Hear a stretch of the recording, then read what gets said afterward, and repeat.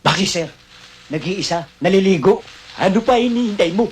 Sabaka na natin. Sandali. May naisip akong paraan para makaganti tayo. Alam ko. Alam mo? Alam ko, iniisip mo. Ano iniisip ko? Ewan ko. Ulol. Nakalimutan ko, wala ka nga palang isip. Halika, ibubulong ko sa'yo.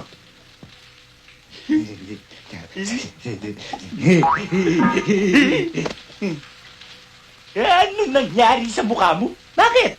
Para kang sumubsob sa pugon. Ha? Hayop ka? Ang dumi ng tenga mo, binulungan lang kita, nahawa na ako ng itim mo para kang alkitran. Tara!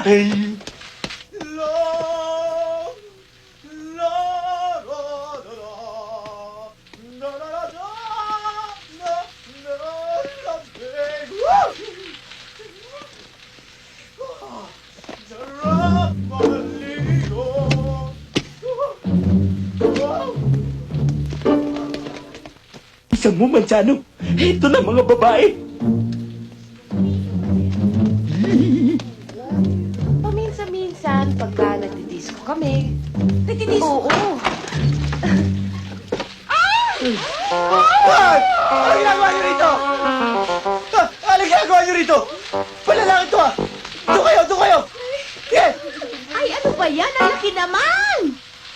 Ano tatakot-takot pa kayo? Alis na! Dahil! Ano ba? Alis na! O, aalis na ho kami, sir. Girls! Salute! Sir, ang sexy niyo pala. Ano ba naman itong trabaho natin? Sa umaga, training. Sa gabi, boring. Pati ba naman disco? Bawal din. Ano kaya?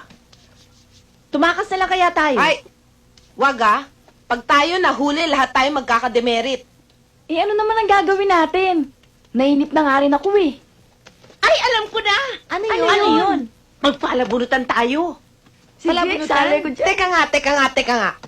Ano na naman yung palabunutang yan? Eh di yung makabunot ng pinakamaliit na palito, yun ang paparusahan. Ano sabi Sige, exciting yan. Di ba? Eh, ano ba yung parusang yan?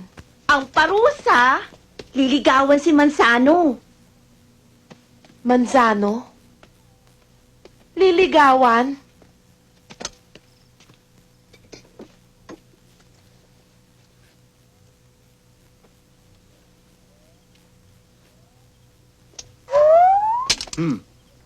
Mabuti na lang.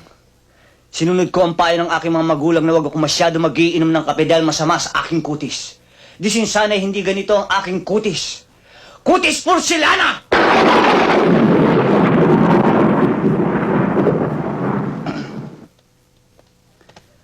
At sa katawan, pag ito ang nakita ni Don Solueta, tiyak mamamatay! Si Richard Gomez sa inggit!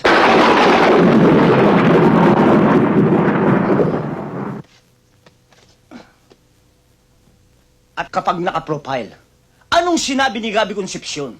Kaya please lang, huwag kang masyado magdidikit sa babae at baka mapikot ka. Dahil sa totoo lang, ikaw ang pinakamagandang lalaki sa balat ng lupa. Hayop ka talaga! Ang ganda mong lalaki! Tawarin niyo po ako sa mga kasalanan ko, sa mga kasinungalingan ko. Nagbibiro lang naman ako eh. Kayo naman, hindi na kayo mabiro eh. Sige na, patawarin niyo na ako. Please.